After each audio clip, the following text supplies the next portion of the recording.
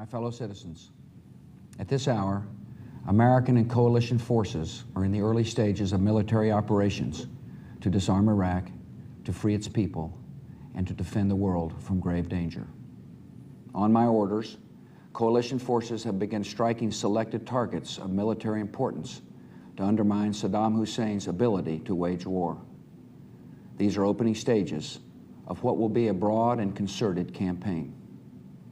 More than 35 countries are giving crucial support, from the use of naval and air bases to help with intelligence and logistics to the deployment of combat units.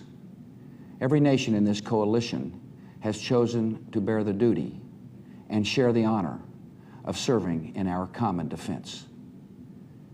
To all the men and women of the United States Armed Forces now in the Middle East, the peace of a troubled world and the hopes of an oppressed people now depend on you. That trust is well placed. The enemies you confront will come to know your skill and bravery. The people you liberate will witness the honorable and decent spirit of the American military. In this conflict, America faces an enemy who has no regard for conventions of war or rules of morality. Saddam Hussein has placed Iraqi troops and equipment in civilian areas, attempting to use innocent men, women, and children as shields for his own military, a final atrocity against his people. I want Americans and all the world to know that coalition forces will make every effort to spare innocent civilians from harm.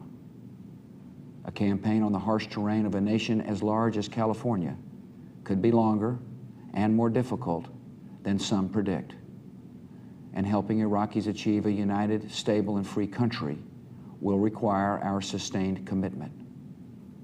We come to Iraq with respect for its citizens, for their great civilization, and for the religious faiths they practice.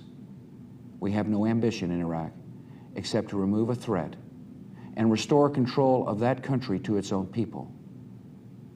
I know that the families of our military are praying that all those who serve will return safely and soon. Millions of Americans are praying with you for the safety of your loved ones and for the protection of the innocent. For your sacrifice, you have the gratitude and respect of the American people. And you can know that our forces will be coming home as soon as their work is done.